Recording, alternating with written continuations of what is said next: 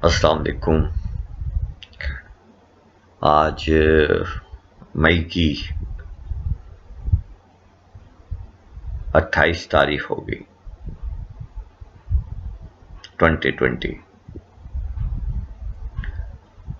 اور کرونا جسے کووڈ-19 ہم اب کہتے ہیں پوری دنیا میں پھیل چکا ہے، پھیل رہا ہے، اور کچھ عجیب مخمصہ جیسی صورتحال پیدا ہو چکی ہے، اور ہم لوگ خوف زدگی میں ہیں، پوری انسانیت، اور کچھ سمجھ نہیں آ رہا۔ کچھ لوگ اسے مذاق سمجھتے ہیں، کچھ لوگ سیریس لے رہے ہیں، اور جن لوگوں نے اس بیماری میں سفر کیا ہے، مبتلا ہوئے ہیں، وینٹیلیٹرز تک گئے ہیں، اپنی جانیں گنوائی ہیں، ان کے گھر والوں سے پوچھئے کہ ان کے ہاں کیا موسم ہے،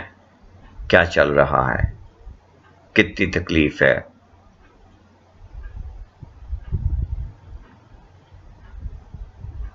یہی آپ لوگوں سے گزارش ہے کہ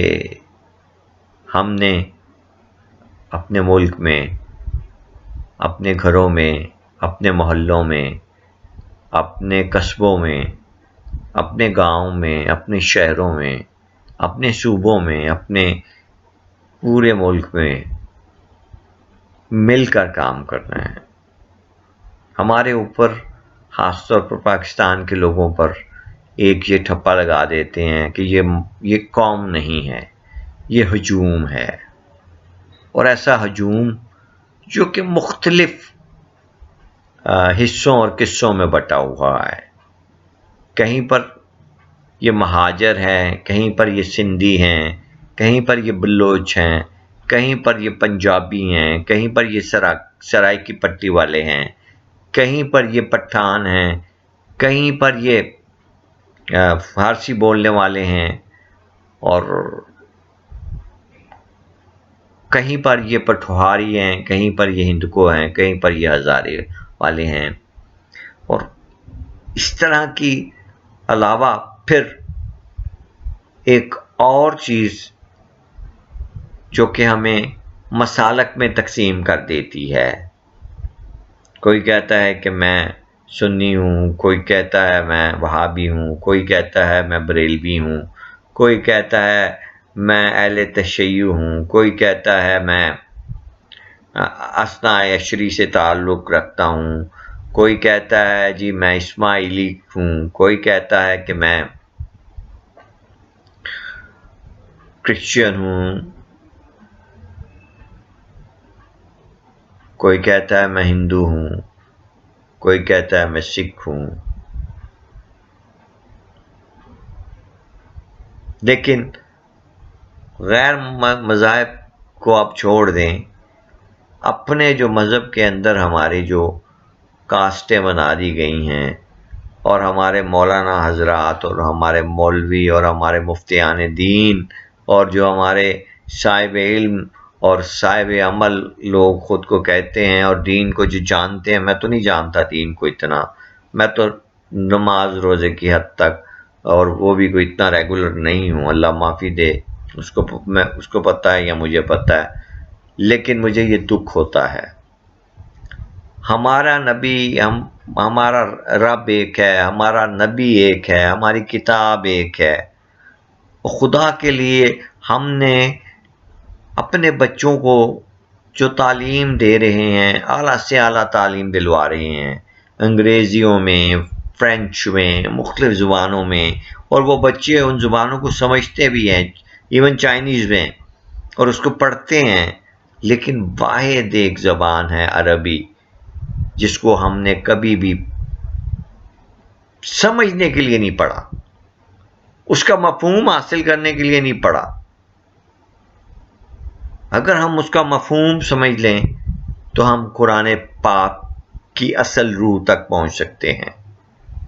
ہم نے قرآن پاک اپنے بچوں کو رٹوایا ہے، رٹا ناظرہ، اور یہ احسان کر دیتا جی قرآن پڑھ لیا جی میرے بچے نے، آج بسم اللہ ہے آج جناب اپنا دعا ہو رہی ہے، مولوی صاحب نے جوڑا دیو، گھر روٹی پکاؤ، کھانا کھواؤ، لوگوں کو بلاؤ اور یہ ڈرامے کرو۔ آپ لوگوں سے میرے سمیت یہ میں نے درخواست کر رہا ہوں کہ خدا کے لیے ہمیں عربی سیکھنی ہے۔ عربی اس لیے سیکھنی ہے کہ ہم نے قرآن کو، اس کا مطالب کو سمجھنا ہے۔ میرے رب نے جو عربی میں جو انڈر لائن باتیں بتائی ہیں اور جن پہ عمل کرنے سے کا حکم دیا ہے، اور جن پہ عمل نہ کرنے کا حکم دیا ہے، ان کو سمجھنا ہے۔ وہ یہ کہانی کس سے نہیں ہے، خدا کے لیے میرے رب کی باتوں کو سمجھیں، ان کو دل سے ماننے کے لیے ہمیں عربی سیکھنی پڑے گی۔ اور آپ سب سے درخواست ہے کہ اپنی آنے والی نسل جو ہے ہماری، نیا پودا، نئی کیاری جو ہے، اس کو عربی سکھائیں، خدا کے لیے، اور اپنے دین میں سے جہاد کے الفاظ اور اپنے جو ہیروز ہیں ہمارے اصل ہیروز، ان کے نام شامل کریں۔ یہ میں گورنمنٹ سے بھی اپیل کروں گا اور یہ تمام اداروں سے بھی اپیل کروں گا کہ ان کے نام شامل کریں، تاکہ ہمارے بچوں کو دین سے محبت ہو، اسلام سے محبت ہو، قرآن سے محبت ہو، چونکہ قرآن تو ایک ایسی نوٹ بک ہے جو کہ ہمارے پاس ہماری جیبوں میں ہونی چاہیے، ہمیں ازبر ہونی چاہیے مفہوم کے ساتھ۔ آج آپ کے ساتھ اتنی سی بات کرنی ہے، بات تھوڑی لمبی ہو گئی ہے، اس کے لیے معذرت چاہتا ہوں۔ بس اللہ پاک ہم سب کو زندگی گزارنے کا طریقہ سلیق اور کرینہ عطا فرمائے، آمین۔